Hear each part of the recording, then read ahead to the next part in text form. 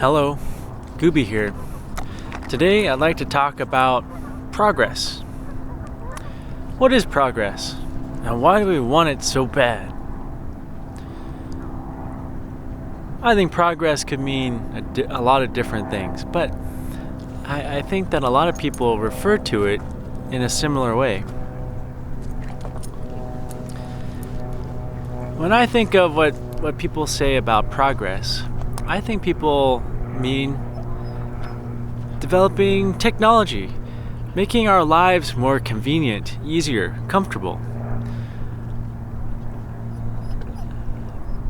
Building cities, building infrastructure, having stuff, having more people. I think that's what most people mean by progress. Also, progress like colonizing new places, like the moon or Mars or other galaxies. Well, I guess galaxies would be very hard. Maybe we start with other planets. Maybe the nearest star system, which I don't even know how you would get there because it's 4 light years away. It's the nearest star system. So we can't travel at the speed of light. We can't travel anywhere near the speed of light. So to get to the nearest star system,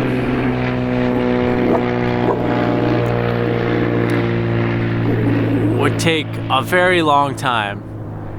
I don't even know how long it would take because I don't know how fast you can travel through space.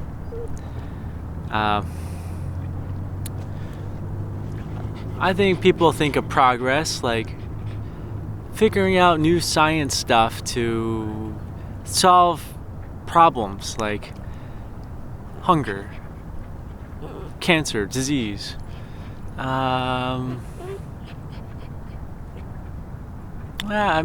think that's what people mean.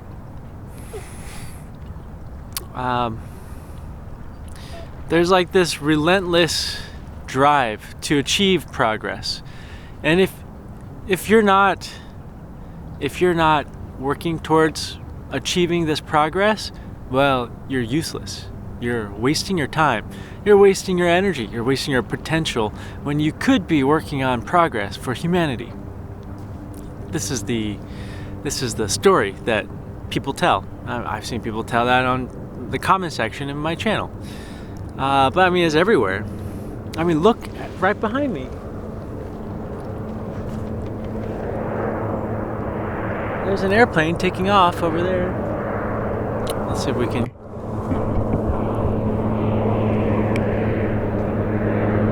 Right for the Space Needle.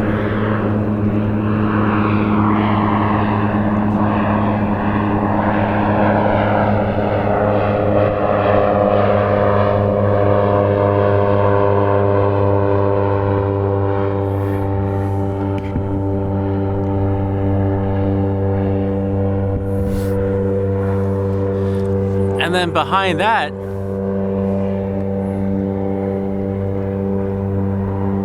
is a really, really big city. Filled with people, human beings. Filled with human beings. I make that distinction because there are other people here. There's Doobie, just hanging out with me. There's a bunch of Canadian geese. They're people too. There's some blackberry bushes in front of me. They're people. There's a seagull flying overhead. They're people too. But there's a lot of human beings that have built a gigantic city behind me. It's the city of Seattle. It's right there, where my finger's pointing. It's a very, very, very, very, very, very big city. Tons of concrete and steel and glass and wiring and electricity and cars and buses, and there's a light rail. You can see tons of boats here. There's boats lining this whole lakeside. Now you can see some trees. You can see some trees there.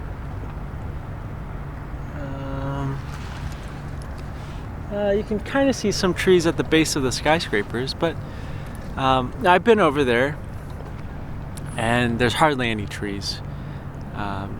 Most of them are at the lakeside. Once you get into where the skyscrapers are, there's like some trees that just come straight out of cement from the sidewalk. It's just a bunch of concrete and asphalt. There's no forests.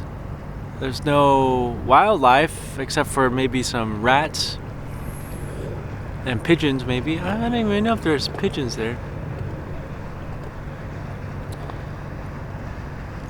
But it's a place that humans have taken over and made into some homes, but a lot of offices. What are offices? You know, we have a housing crisis. People can't afford a home. People can barely afford the rent. Some people can't afford the rent. You have to take out a mortgage that you have to pay off your whole life in order to have a roof over your head. Yet, over here, there are incredible buildings that soar to the sky. I mean, they're called skyscrapers. They scrape the sky. Yet, only a few of them are meant for housing. A lot of them are meant for offices, office space, commercial real estate. Like, what is that? It's where humans go to work to make their corporation and the people that own the corporation, including shareholders, richer. I know they get some money too, but it's really the corporations, the landlords, the banks, people that use capital for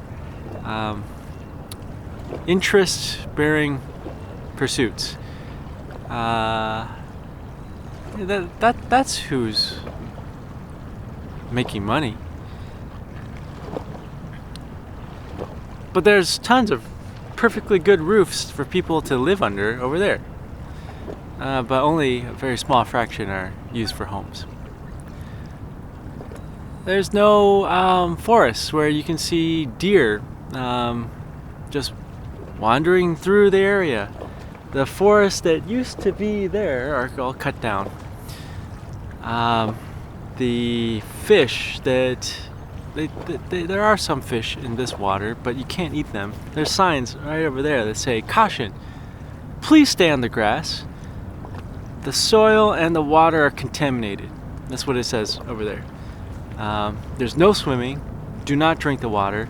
That's why I have Doobie in my lap here, right here, because usually when we're out in the mountains, I just let her just dig around, eat some dirt, sniff some plants. She sometimes eats some plants, and thank goodness she hasn't gotten sick from that, but she just moseys around and sometimes drinks like lake water, but I can't let her mosey around here because everything's contaminated. Is this the progress that we're talking about? Beautiful big city, skyscrapers, business, industry.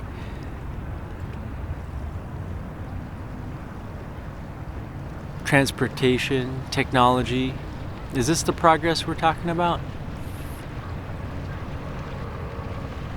I can't drink this water, even though it's fresh water. It's not safe.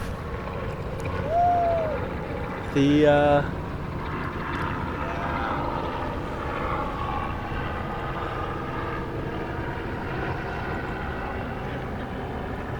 noise is incredible. Helicopter, float planes, boats, buses, cars, there's bridges with all these vehicles going across.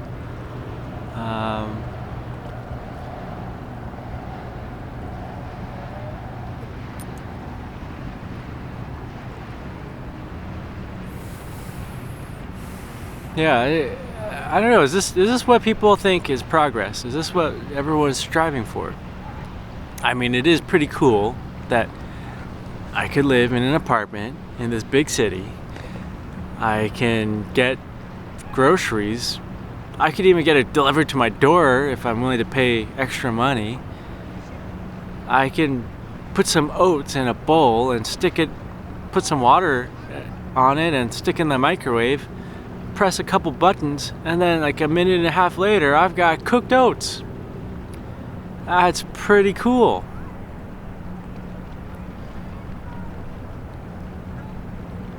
I can turn the handle on the faucet and clean water, drinking water comes out. It's crystal clear. It might taste a little funny, but actually Seattle water tastes really good compared to like all the other cities I've been in and visited. Seattle water is, I think, the best tasting water. But even the Seattle water tastes a little bit funny compared to mountain water. Mountain water, amazing.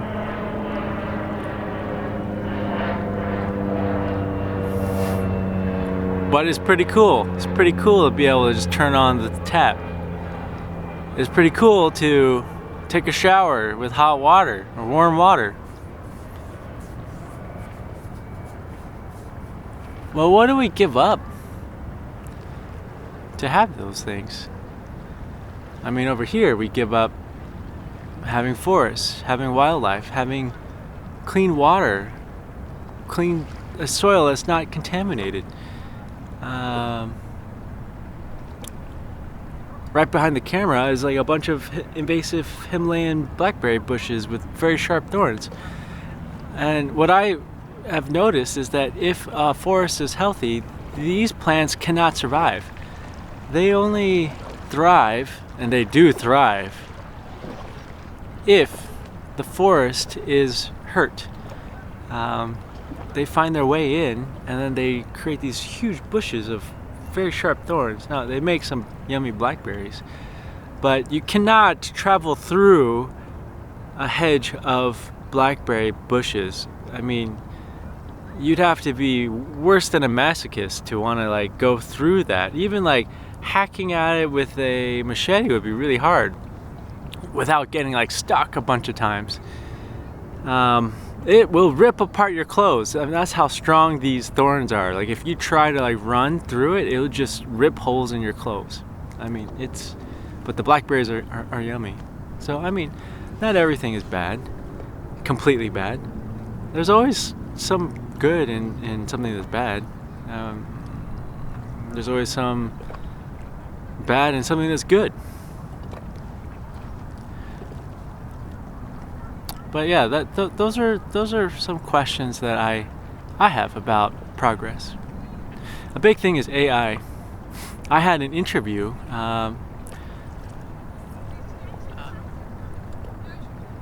I went bowling with a friend of mine, and her friends came too, and so we were bowling, and I was just talking with them, and my friends' friends, they're both doctors, and they were talking about how they wish they could get out of medicine, and they've been thinking about all these different ways to get out, and one of the ways was to have some side gigs going.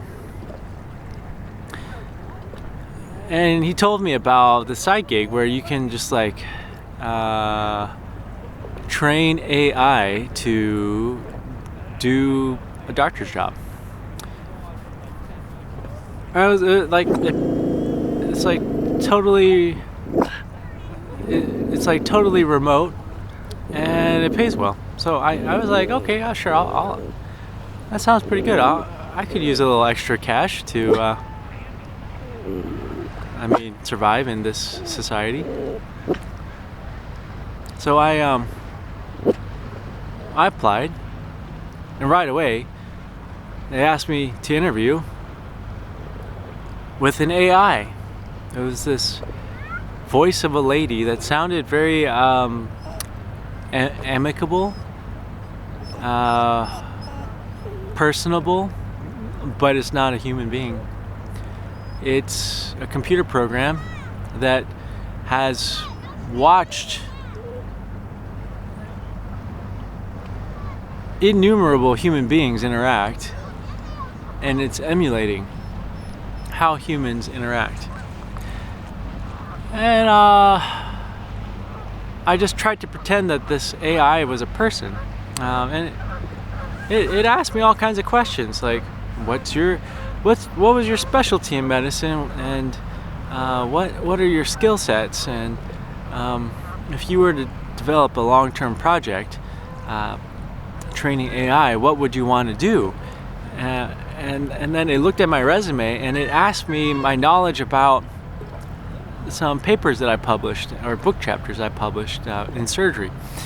And it asked really detailed questions, like what are the differences between cervical and thoracic surgeries for herniated discs?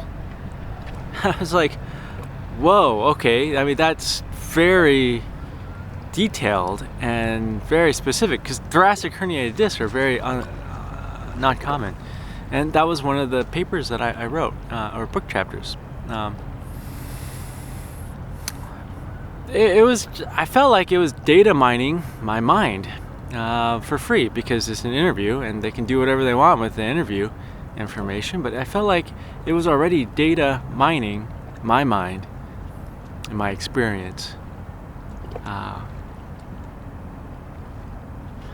There were subtle cues that humans follow, like when somebody is finished talking, that AI couldn't figure out when I was finished talking. If I paused for too long, it would say, "Thank you so much. That is a great," or something like that. That's a great thought, and let's build on that, or something kind of cheesy like that. But I wasn't done. I had more to say, but it cut me off. A human being, I think, would have cued into the fact that I had paused to gather my thoughts, but the AI didn't. And then I felt like, gosh, I'm talking to a robot. I'm talking to a machine, and they're data mining me for free. And then I was like, why am I interviewing for an AI job for a little extra cash? I know AI is like a curious thing. I mean,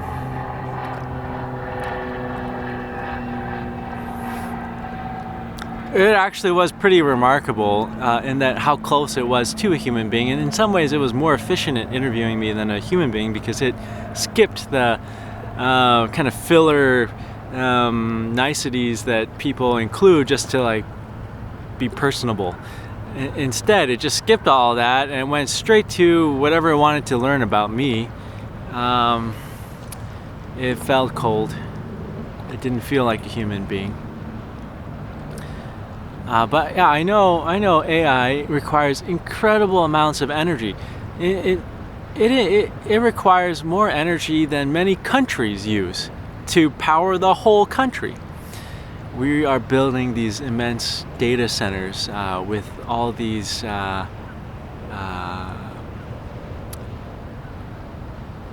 graphic processing units and computers and servers and all this stuff to power this thing called AI. So requiring immense amounts of water and energy. It's releasing a lot of greenhouse gases just to power this thing, to tell me how to make a chocolate souffle or a brownie. AI is telling me this when, like, I could have just like Googled the recipe on a web page that someone built themselves. But no, AI tells me right away. I mean, it is kind of convenient that I don't even have to click on a web page. It just tells me.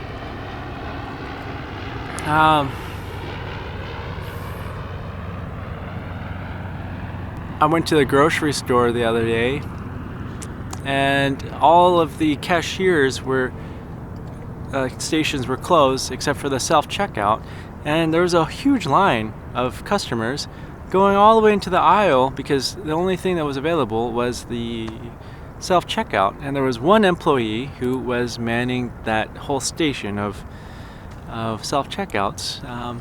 I mean, I guess that's kind of, maybe it's AI. I don't know if AI powers those things, but it's automated, and there's fewer people that need to be paid to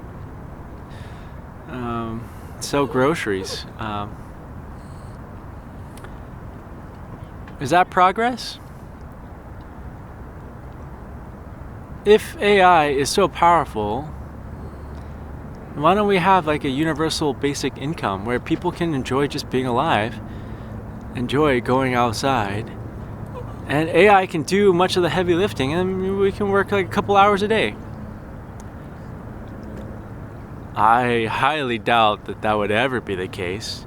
Even with AI, it seems like people are working more, they're working harder, they're working longer, they're working in more demeaning circumstances, dehumanizing circumstances, circumstances that make them feel replaceable, like a cog in the machine where they don't have their uniqueness, their value as an individual. Yeah, that's what I think AI is doing, is making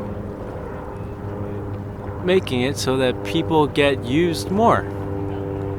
And at the same time, we change the climate. I mean, this is like early November. It is warm and sunny. It's supposed to be cold, dark, and rainy in Seattle in November. But we've had several days like this. It's not normal. The climate is changing. I think Washington is going to end up like California in terms of weather. Drier. A lot of the forests will burn up, but it'll be drier and warmer. And the rainy season will be less, and there'll be less snow. I was in the mountains, and I'd never been to this one lake near Cle Elum. There's three lakes, really big lakes up there, and I went with Doobie up there to Cle Elum. No, Doobie wasn't there. It was just me. I went to the lake,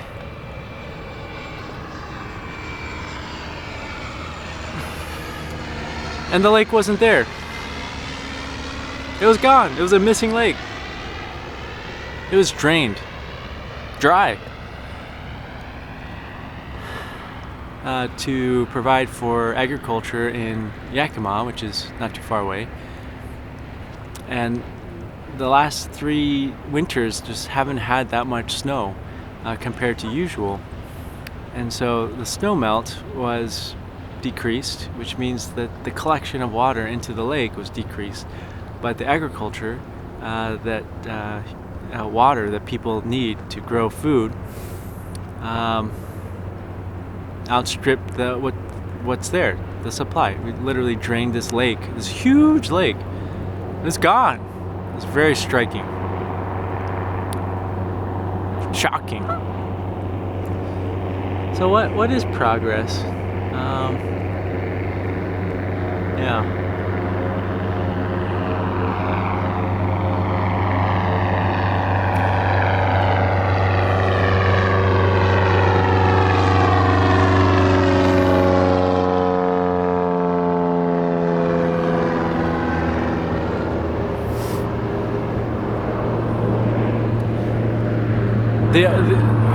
The last thing about the progress I'm going to talk about as society talks about it.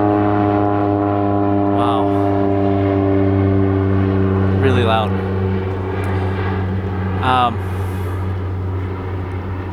Is population. Well, I guess that's tied up with the economy. Everything has to keep growing. There's always this talk of growth. When I was working in the hospitals, administration was always like, how are we going to grow this practice? How are we going to grow our patient base? And I always thought, I was always thinking like, well, if we can actually heal the patients in our city, then our patient base will actually decrease. So if the hospital administrators get what they want, which is ever more patients growing, that means that people are sicker. There's more people sick.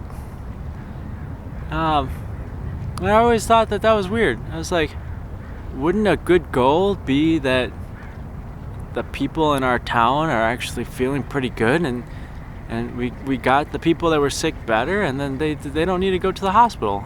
They can just enjoy life. They don't have to be at the hospital.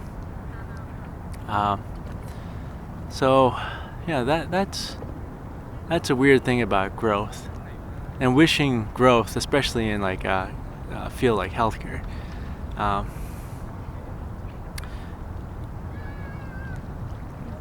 But this idea of growth is baked into everything: banks, loans, interest, the economy, the stock market, the line that goes up. I mean, it doesn't always go up, but it certainly seems that way, or at least people think it will always go up. Housing prices, all those things. Inflation. You can't have deflation. No. If you have cheaper prices, the whole system gets messed up. The end of the world will come. Well, apparently, is what people say. So yeah, progress is never-ending growth, never-ending increase of population. Well, how many people is a reasonable number to live on the earth? When I was in grade school, there were 5 billion people on the planet. Now there's over 8 billion. There's 8.2. That's incredible. Well, what's a good number of people to live on the earth? Is it 20 billion? Is it 100 billion? Or is it less? Is it 5 billion, like when I was in grade school? Or 1 billion? Or 0.1 billion? Or 0.01 billion? What's a good number? What's a number that would provide the vast majority of people who are alive to be happy and feel fulfilled and connected with the world they're in, and not isolated in a concrete box, in a concrete and steel tower with glass, away from trees and wild animals?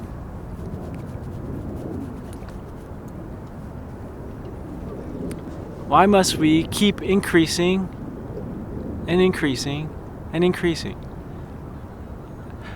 Well, if you look at developed countries, the population numbers, the replacement count, that means how many children are born to each woman on average. And in order to maintain a population, you've got to, the number has to be about 2.1, which means you have slightly more than 2 babies per woman. Because some people die before they can give birth to their children, so you need slightly more than 2 to replace the mommy and the daddy, and keep a steady state population. Well, in developed countries, including the United States, the birth replacement level is less than 2.1, is less than replacement. It's in a decline. I think in the United States it's like 1.6 or something. I think in Russia it's like 1.4 or maybe it's even less. But I know in South Korea it's like really low. It's like 0.9 or something like that. Japan too. So what's happening is people are having fewer babies, and people are getting older, and there's a lot of old people. And when there's a lot of old people, but there's not a lot of young people, well, society gets really top-heavy. Things are based on the assumption that there's more young people than old people, that the young people can work and take care of the old people and pay taxes to pay the health care and benefits of the old people. But if there are way more old people and very few young people, well, that system doesn't work.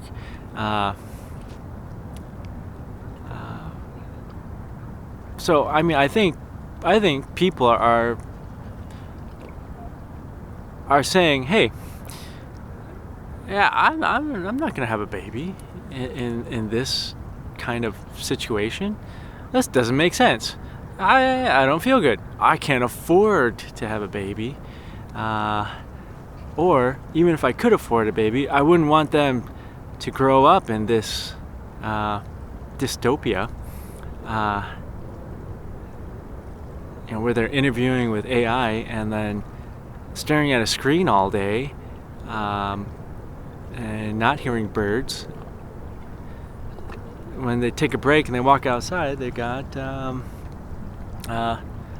water that is contaminated. It's like, I think people are already like waking up to that fact that maybe this progress wasn't really good for human beings. Well, not to mention all the other beings that are non-human. I think people are waking up to that. So that's why I want to talk about this topic of progress. The way that people talk about progress, I think, is outdated now. I think it's pretty clear that progress in terms of material and technology, infrastructure, population, banking, economy, all that stuff has really just made our lives worse. We're disconnected. We're slaves to wealthy people that control everything. Even the media, even information flow across society. Even though we have all these cool things, like we're connected in way more ways than ever, the flow of information that connects us is controlled. Yeah. I don't know if this, I don't think this progress makes much sense. So I was thinking, like, what kind of progress does make sense to me? Gooby. I'm just one person in 8.2 billion of us alive right now. So it's just one person's opinion out of 8.2 billion. What kind of progress makes sense to me? I think a progress that makes sense is to be connected. Be connected with ourselves, each other, the other humans, and the other beings that we live with, the non-humans. Even be connected with waterways, lakes, mountains, the sky.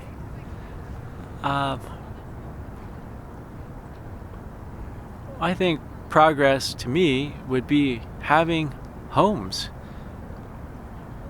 that people can afford. I think progress would also mean making it not possible to be a billionaire.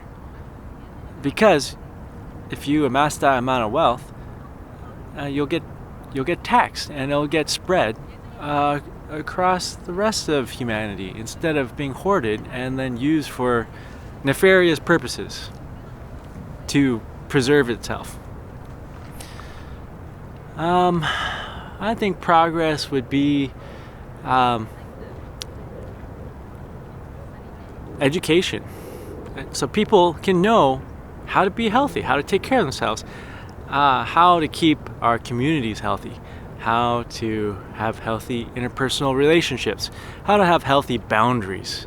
Boundaries are really important. It's not all kumbaya and rainbows and unicorns. In fact, there are no unicorns.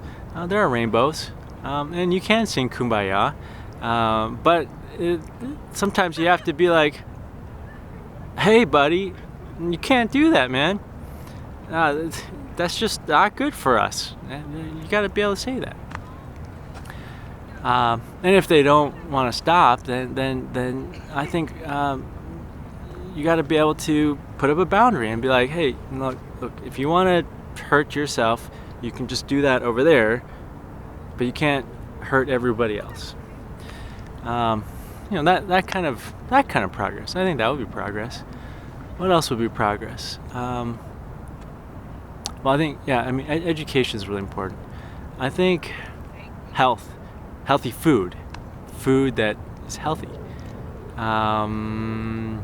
Food that helps you to have a strong body and an able mind, and a mind that's able to appreciate, feel gratitude for being alive, able to see through lies, able to stand up to people who tell lies repeatedly. A community that will stand up for itself and be like, hey, yeah, those lies that you're saying are very seductive, but we know where that heads because of history. So people are educated because of history. They know what happened to people. And those lies are very seductive and they're very tempting, but we know where that will head, and we're not going to go there. And we don't agree with that, and we stand together. That's progress, I think. Being able to face the truth about being alive, being an individual, seeing our good and bad sides, that would be progress. Understanding that none of us are all good or bad, and that if you think you're a really good person, you're probably doing some pretty bad stuff because you're having to tell yourself you're a good person, and so you're trying to paper over something. Stuff like that. I think that would be good progress. There's a very curious thought experiment. This talk can sound a little Luddite. Luddite means like anti-technology. But it's not necessarily an anti-technology, although I think a lot of technology has messed up a lot of how we live and how we connect to each other and the world. But interesting thought experiment is, what if we just walked away from all of this technology and went to go live in the forest, the few forests that remain? A lot of people will die because the forest cannot sustain this number of people. The number of people that we have is possible because of the technology that we figured out to grow immense amounts of food at the cost of cutting down forests and killing wildlife. Quick aside, by biomass, the mammals that are alive today, only 1% are wild. 99% are either humans or they're domesticated animals. 99%. That's progress in a way. Is that good progress? Do we really want that? Do we want to displace all the wild animals? I don't. But going back to this thought experiment, let's just say we walked away from cities, technology, fossil fuel use. We just went to permaculture and small communities that are truly democratic, where people all have a say in what's happening all the time. In order to do that, you have to have very localized groups of organization. It's sort of like tribes, but maybe a little bit bigger. But a truly democratic, very local, using permaculture. We can still use our knowledge of science in many ways. And let's just say that happened. A lot of people died. A lot of people died because this that way of life can't sustain the number of people that we have today. So a lot of people would die.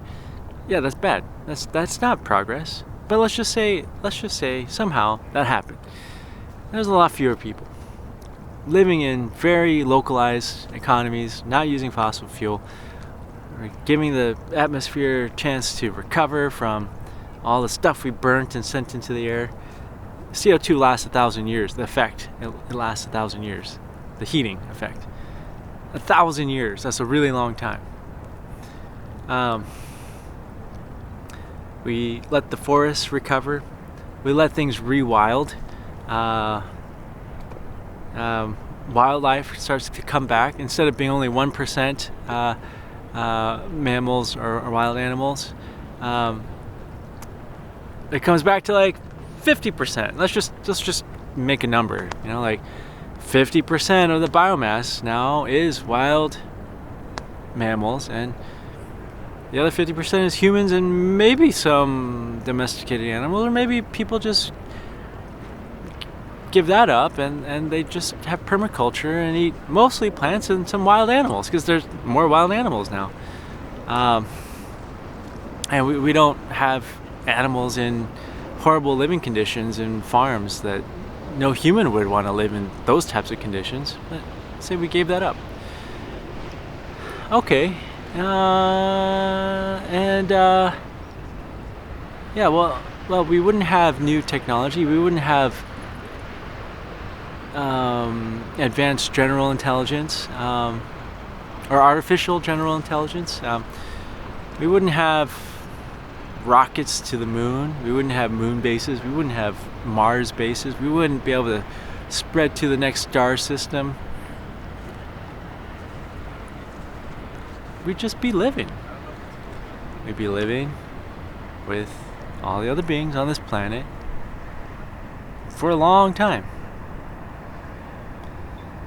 And some people write on this channel, they say, Gooby, I don't think you understand how violent nature is. I mean, animals get eaten alive. And I never said it was going to be peaceful.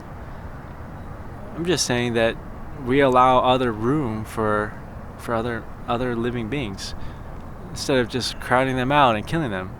Instead of just saying, oh, you wild mammals, you only get 1% of all this earth. I'm gonna say, okay, well, we're gonna share it. Yeah, some people are gonna get eaten by wolves or brown bears. But you're just living. You're just living. What if that happened? Well, in a way, I think progress is not possible. It becomes a equilibrium, in a way, a give and take. It becomes a balance, an ecological balance. There becomes, it's not static because it's always changing. Everything's always changing, but there's like a harmony, a balance, a harmony with life and death. It's not to say that bears will not eat other animals, that eagles won't snatch a fish out of the ocean. It's just to say that there's a balance, because right now we don't live in a balance. But in that thought experiment, progress is like, once you've gotten to a place like that, progress is an imbalance, destabilizer. In that world, I think progress is a dirty word. It's like, why would you need that? We got everything. We've got shelter, we've got clothes, we've got community, we've got connection. We don't have convenience. I don't have a microwave that I can microwave some food for a minute and a half and then I can eat it. No, I don't have that. I don't have convenience. But there is actually something very satisfying about just being outside, walking around, finding berries, finding mushrooms, building a fire. Building a fire without fossil fuels is hard.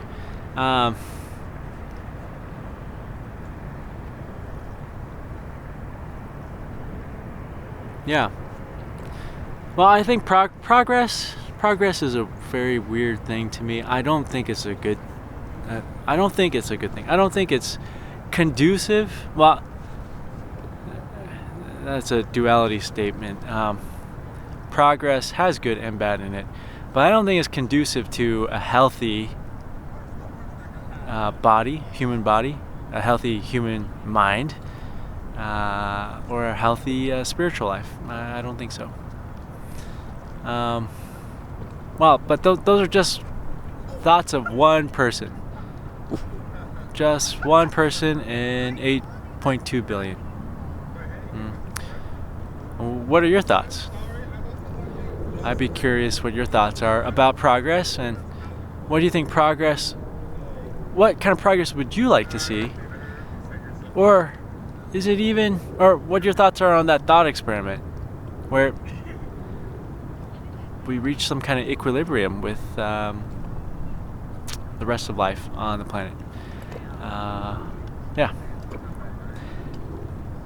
Well, I'll show you Doobie, and then we're gonna go.